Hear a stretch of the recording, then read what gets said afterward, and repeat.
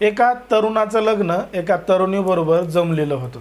आता लग्नाची संपूर्ण तयारी दोन्हीकडच्या मंडळीनं केलेली होती, पण मात्र हे जे लग्न होतं ते घरच्यांच्या सहमतीनं झालेलं नसून ते त्या नवरदेव आणि नवरीच्या सहमतीनं ठरलेलं होतं। कारण की मागच्या अनेक वर्षापासून या दोघांचं प्रेम प्रकरण एकमेकांसोबत चालू होतं। म्हणजे हा जो विवाह होता तो लव विवाह होता, लव मॅरेज होतं आणि या विवाहाला या लग्नाला विरोध घरच्यांचा होता।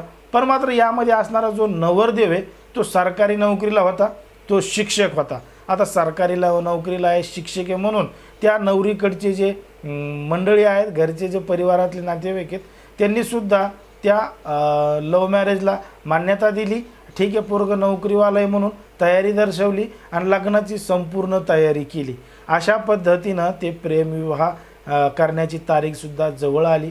ती तारीख जवळ आली, दिवस जवळ आला, बँड बाजा, पाहुणे रावणे, खाणं पिणं सगळी व्यवस्था त्या ठिकाणी करण्यात आली आणि आता फक्त ते नवरदेव आहे ते त्याची वरात घेऊन या लग्न मंडपात येणार होता। नवरी सजून लग्न मंडपात बसलेली होती, पण मात्र अचानक नवरदेव मंडपात यायचा सोडून दुसरीकडेच फरार झाला होता। तो जो शिक्षक असणारा नवरदेव आहे तो त्याच्या विद्यार्थिनीलाच घेऊन पसार झाला होता आणि घडलं होतं धक्कादायक प्रकरण, धक्कादायक घटना।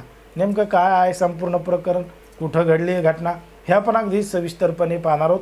पण जर तुम्ही अजूनही आपलं चॅनल सबस्क्राईब केलं नसेल तर लगेच सबस्क्राईब करून घ्या आणि बाजूला असणाऱ्या बेल नोटिफिकेशनला सुद्धा ऑन करायला विसरू नका।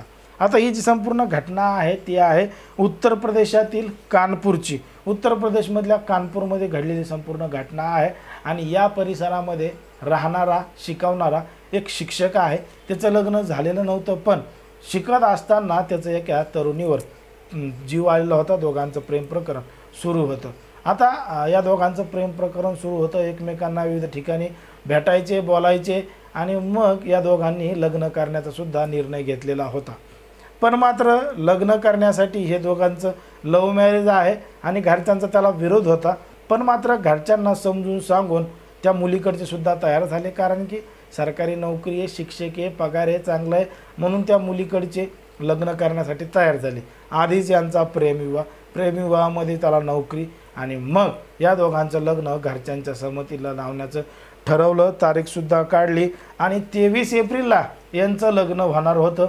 संपूर्ण तयारी झाली, पण मात्र ऐन वेळेला बारात येण्याच्या ऐवजी नवरदेव फरार झालाय, नवरदेव रूममध्ये नाही अशी बातमी त्या ठिकाणी पसरली।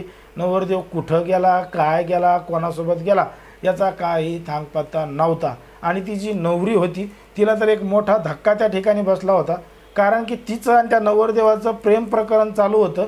मागच्या अनेक महिन्यांपासून, वर्षांपासून हे एकमेकांना शब्द कसमा देत होते की सोबत राहू, असं करू तसं करू, आणि मग ऐन वेळेला नवरदेव का पसार झाला असावा असा तिला एक मोठा विचार त्या ठिकाणी आला।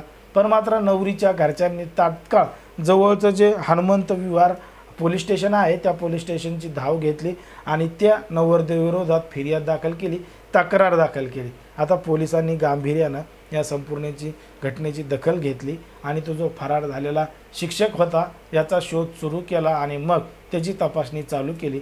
तेव्हा समजलं की तो जो शिक्षक आहे तो शिक्षक त्याच्याच कॉलेजमध्ये जी विद्यार्थिनी होती, 11वीमध्ये शिकत होती, त्या शिक्षकाचं आणि त्या विद्यार्थिनीचं एकमेकांपैकी प्रति प्रेम प्रकरण जडलेलं होतं आणि तो शिक्षक आता त्याच्याच विद्यार्थिनीच्या प्रेमात पडलेला होता आणि त्याला आता पहिली प्रेयसीपेक्षा दुसरी प्रेयसी ही जवळची वाटू लागली आणि तिच्यासोबतच राहण्याचा निर्णय त्यानं घेतला होता। म्हणून तो ऐन लग्नाच्या दिवशी प्रेयसीला सोडून विद्यार्थिनीला घेऊन पळाला होता। आता त्याच्या विरोधात तक्रार दाखल केली आहे, गुन्हा दाखल झाला आहे, पोलीस त्याचा शोध घेत आहेत आणि त्याच्यावर योग्य ती कारवाई करू असं सुद्धा सांगितलेलं आहे।